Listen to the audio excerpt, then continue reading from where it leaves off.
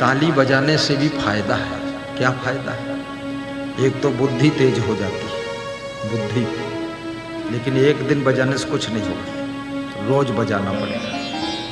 जब घर में खाली हुआ करें तो पति पत्नी दोनों बैठ ताली बजाया करें 5 मिनट। तो पड़ोसी कहीं यूँ का करते हो, पागल होगा? बता दो असंग साहब पागल बना गए, गुरुजी पागल बना गए।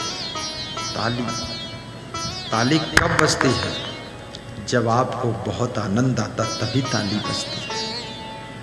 तो ताली बजने से ये सब पॉइंट है ना, ये पॉइंट एक को पंक्चर होते हैं, जिससे सिर दर्द खत्म होता है, बदन दर्द खत्म होता है, शुगर कंट्रोल हो जाती है,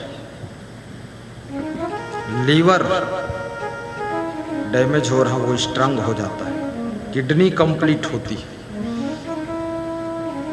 आपको हल्का हल्का बुखार है वो भी दूर हो जाता है ताली बजाने से। बजा कर देखो तो। लेकिन ताली बहुत कम लोग बजा पाते हैं, बहुत से लोग तो लोटा थाली बजाते हैं।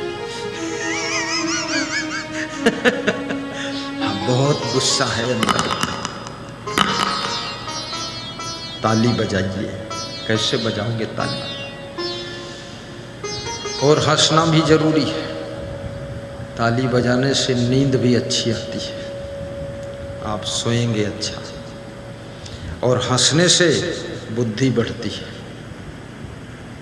जोर से ठहाका मारकर हंसी आ जाए, बुद्धि बढ़ जाती। भगवान कृष्ण हंसते थे, बहुत बुद्धिमान थे।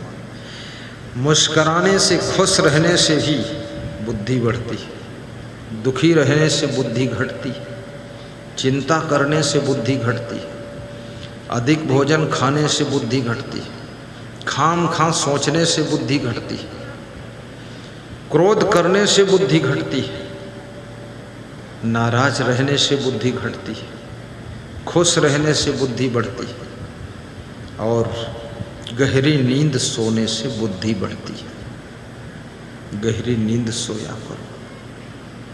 कितने लोग कहते नींद आती ही नहीं, आप कहते हो गहरी नींद सोया करो। जिसको नींद नहीं आती है कहाँ गड़बड़ हुआ है। बस पंछियों को नींद आती है, मच्छरों को नींद आती है, जिनके पास कुछ नहीं है, और तुमको नींद नहीं आती है। नींद क्यों नहीं आती? उसका कारण, जिसका डाइजेशन खराब होता है, जिसके पेट में कब्जियत होती है, जिसके पेट में गैस बनती है, जिसका पेट फूल जाता है, जिसका पेट साफ नहीं होता है, जिसके शरीर में कोई बीमारी है, उसको गहरी नींद का सुख नहीं मिलता है। जो भोजन थोड़ा ज्यादा खा लेता है उसको भी गहरी नींद का सुख नहीं मिलता। और जो रात में पानी ज्यादा पी लेता है उसको भी गहरी नींद का सुख नहीं मिलता। ये बात को समझना ठीक से। जो बहुत चिंता करता है, टेंशन करता है, तनाव में रहता है, सोचता रहता है, उसको भी गहरी नींद का सुख नहीं मिलता। मैं निवेदन करूंगा,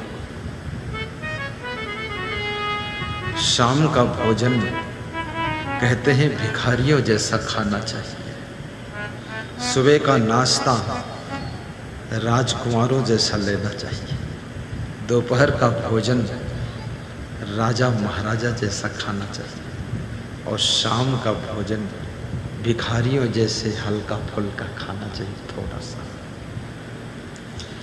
शाम को ज़्यादा पानी भी मत पियो,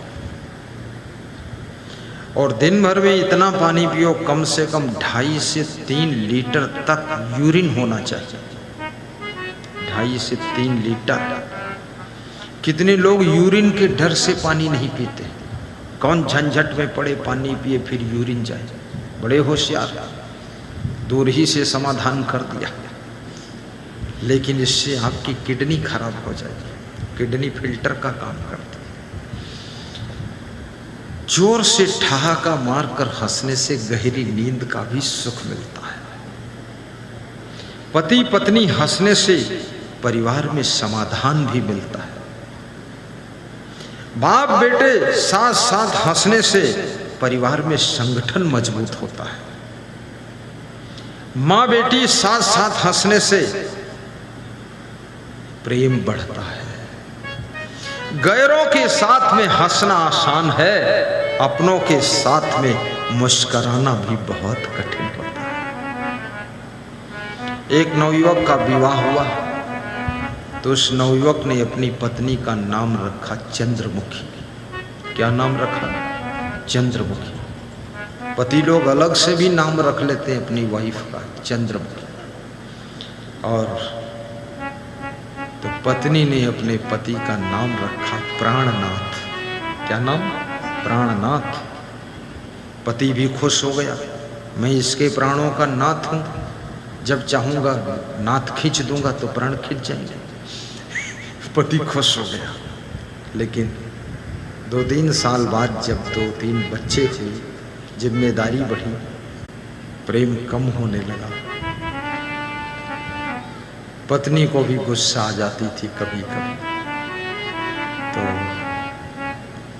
पति ने अपनी पत्नी का नाम चंद्रमुखी से बदलकर सूरजमुखी रखा कि थोड़ा गर्मी आने लगी, गर्म हो जाता मूड। और पति भी अब पत्नी की तरफ ध्यान कम देता था। पत्नी को बहुत कठोर बोल देता था। तो पत्नी ने अपने पति का नाम बदल कर रखा कि पहले तुम प्राणनाथ थे, अब केवल मेरे नाथ हो, प्राण तो बच्चों में चला गया। 10 साल के बाद पति ज्यादा उलझने लगा, अपनी पत्नी के पास बैठता नहीं था और पत्नी भी गुस्सा हो जाती थी।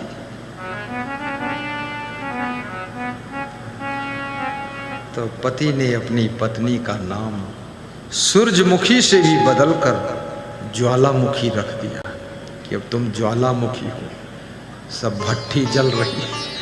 तो पत्नी ने कहा पहले तुम प्राणनाथ थे, फिर नाथ रह गए, अब आप मुझे कभी कभी मारते हो, तो अब मैं तो अनाथ हो गई हूँ, अब तुम नाथ भी नहीं हो, मैं अनाथ हूँ।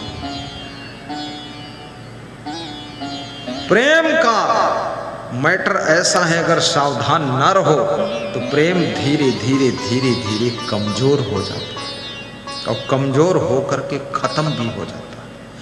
प्रेम बहुत नाजुक है, ये बहुत जल्दी मर जाता है। ये छुई मुई है, छुई मुई को जैसे छू लो तुरंत मुरझा जाती है, ऐसे प्रेम छुई मुई। प्रेम में बहुत सावधानी रखना चाहिए। सीता जी लक्ष्मण रेखा को लांघ गई, रावण लंका उठा ले गया। युद्ध के पश्चात राम जी जब सीता जी को वापस लाए तो राम ने एक बार भी सीता जी से नहीं पूछा कि तुम लक्ष्मण रेखा क्यों लांघी थी, क्यों म्यों अगर मगर तगर कुछ नहीं किया। तो लक्ष्मण ने कहा कि भाई साहब इनसे पूछ लो कि लक्ष्मण रेखा क्यों लांघी थी। राम ने कहा पूछते ही मर जाएगी, इसलिए पूछना भी ठीक नहीं, जो है ठीक है। बहुत कोमल है सीता। सीता और राम के बीच का प्रेम भी बहुत कोमल था। प्रेम को निभाने के लिए बहुत सी गलतियों को बिना कहे भी माफ करना पड़ जाता है, और जहां क्षमा नहीं है वहां प्रेम मर जाता है। इसलिए छोटी छोटी सुबह से लेकर शाम तक बहुत गलतियां एक दूसरे से होती रहती हैं, उनको बिना क्षमा मांगे भी क्षमा करते जाओ तो प्रेम जिंदा रहेगा। और प्रेम जब पूर्णता को प्राप्त होता है तो परम आनंद का जन्म हो जाता है, परम आनंद का जन्म हो जाता है।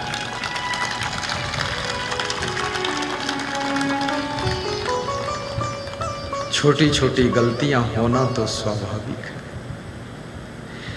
और जिससे गलती हो जाए उस व्यक्ति को अगर पछतावा होता है ना, ये बहुत अच्छी बात है। कम से कम आपसे गलती हुई, आप पछताए तो।